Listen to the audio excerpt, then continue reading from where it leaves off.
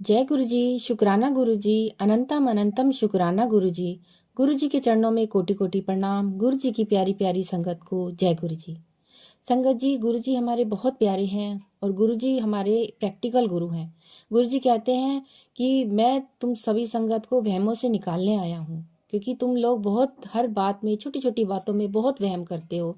इस दिन ये नहीं करना, उस दिन वो नहीं करना, गुरु जी को ये भोग नहीं लगाना। तो बेटा, किसी बात का वहम ना किया करो। गुरु जी अपने समय में भी लहसुन प्याज का भोग खाया करते थे, लंगर प्रसाद बनता था, अपने समय में भी वो ये सब कुछ खाया करते थे। तो संगत जी, वहम ना किया करें कि गुरु जी को लहसुन प्याज का खाना भोग नहीं लगाना। आपके घर में जो बनता है, जैसा बनता है, आप बस प्रेम से बनाइए। गुरु जी आपका भाव देखते हैं और आप गुरु जी को कुछ भी भोग लगा सकते हैं। और गुरु जी कहते हैं किसी भी दिन का कोई भी वहम ना किया करो। हफ्ते में 7 दिन होते हैं, ये 7 दिन के 7 वार ये मेरे हैं, पूरा महीना मेरा है, पूरा 365 दिन का साल भी मेरा है।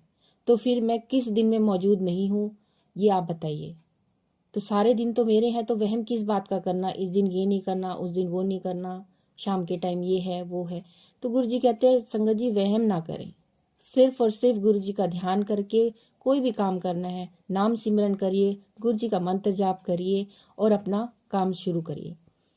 आप अपने कार्यस्थल पे जाते हैं, ऑफिस जाते हैं, आपका कोई बिजनेस है, आप कंपनी में जाते हैं, घर से जब भी निकले गुरु जी का मंत्र जाप करते हुए निकलें। और अपने कार्यस्थल पे जब पहुंचे वहां जाकर भी गुरु जी का मंत्र जाप जरूर किया करें। तो संगत जी, इस तरीके से आप हर पल हर समय गुरु जी को अपने अंग संग पाएंगे। और गुरु जी अपनी संगत के अंग संग ही रहते हैं, हमेशा उनका कल्याण करने के लिए, बुरी बलाओं से, बुरे लोगों, झूठे लोग, फरेबी लोगों से रक्षा करने के लिए गुरु जी हमारे हमेशा अंग संग बने रहते हैं। तो चलिए संगत जी, आज हम श्री शिव महापुराण का 3रा अध्याय का श्रवण करेंगे। अगर आप हमारे चैनल पर नए हैं तो हमारे चैनल को सब्सक्राइब जरूर करिए और शेयर भी जरूर करिएगा, ताकि ज्यादा से ज्यादा संगत शिव महापुराण का लाभ उठा सके और उनका संगत का कल्याण हो। गुरु जी के मंत्र जाप से आज के अध्याय शुरू करते हैं। ओम नमः शिवाय, शिवजी सदा सहाय। ओम नमः शिवाय, गुरु जी सदा सहाय। जय गुरु जी, शुक्राना गुरु जी। 3रा अध्याय। नारद जी का अपना वानर का रूप देखकर क्रोधित होना। शिवदूत के ऐसे वचन सुनकर नारद जी ने समीप ही जल में अपना प्रतिबिंब निहारा तो हैरान रह गए। अपना वानर का रूप देखकर क्रोध के वशीभूत हो गए। तब तो नारद जी ने सबसे पहले समीप खड़े दोनों शिवदूतों को शाप दिया कि तुमने ब्राह्मण रूप होकर मेरी हंसी उड़ाई है। इसी वजह से तुम ब्राह्मण कुल में उत्पन्न होकर घोर राक्षस हो जाओ। शाप सुनकर दोनों शिवदूत वापस चले गए। नारद जी अपने असली स्वरूप को प्राप्त करके तो कुछ न पूछो कि कितने क्रोधित हुए। उनके क्रोध का कोई ठिकाना न था।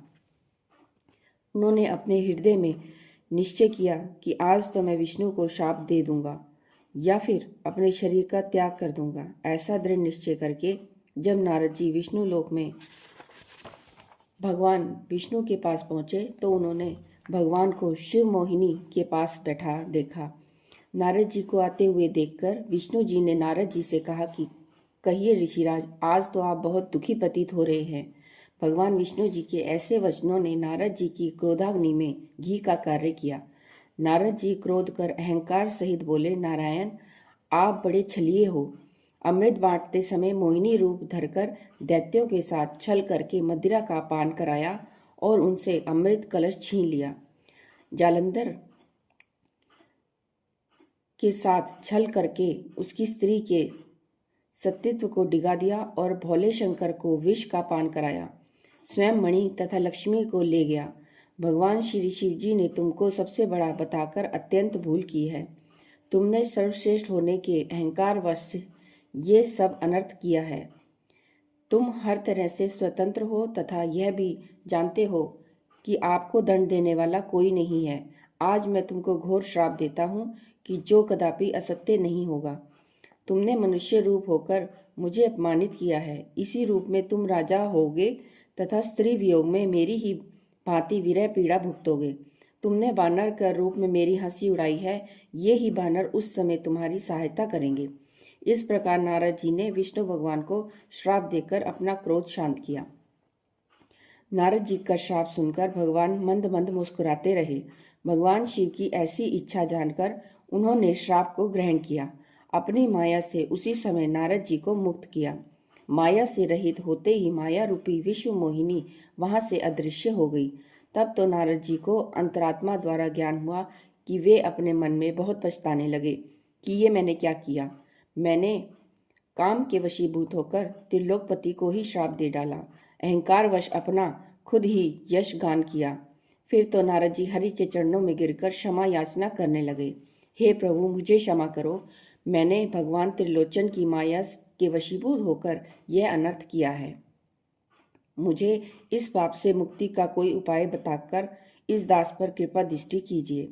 नारद जी के द्वारा क्षमा याचना के ऐसे वचन सुनकर भगवान विष्णु ने अपने चरणों में पड़े श्री नारद जी को उठाकर बड़े प्रेम से अपने गले लगाया और मधुर वाणी में कहने लगे, हे नारद जी, तुमने भगवान शंकर का कहा नहीं माना। यह सब उसी का परिणाम है। वह पारब्रह्म सच्चिदानंद सत्व रज तम से दूर है, निर्गुण निर्विकार है।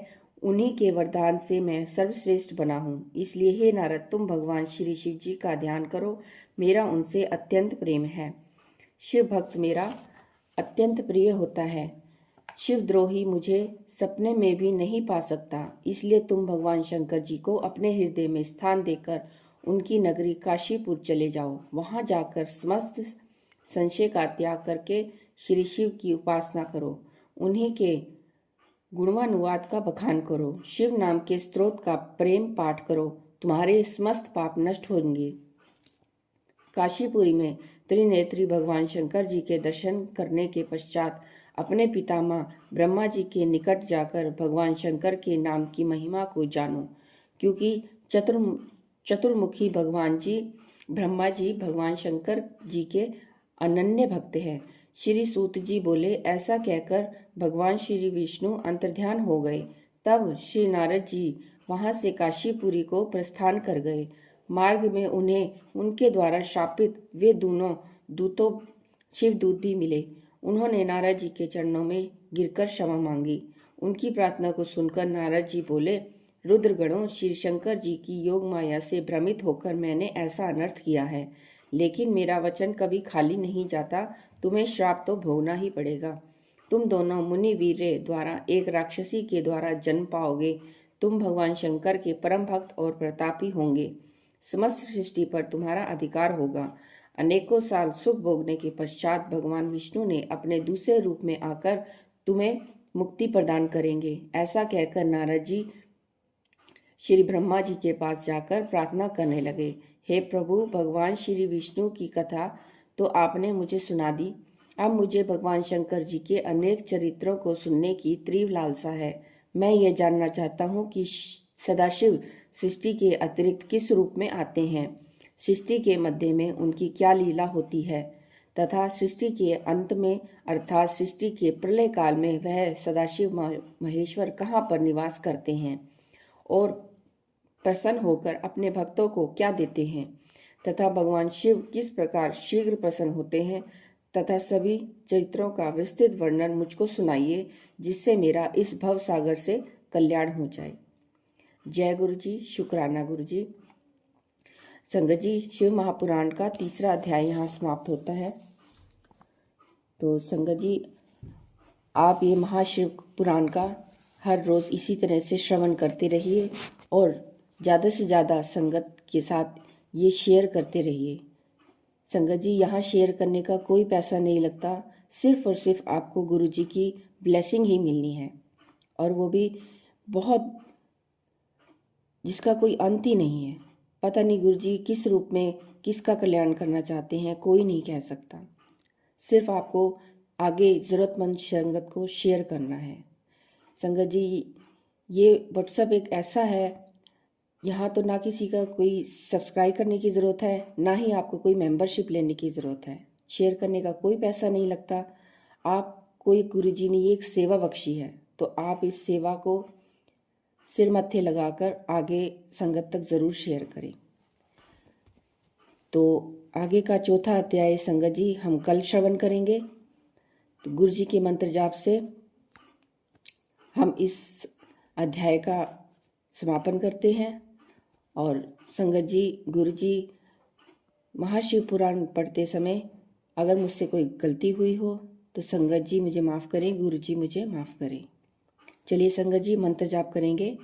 ओम नमः शिवाय, शिव जी सदा सहाय। ओम नमः शिवाय, गुरु जी सदा सहाय। जय गुरु जी, शुक्राना गुरु जी।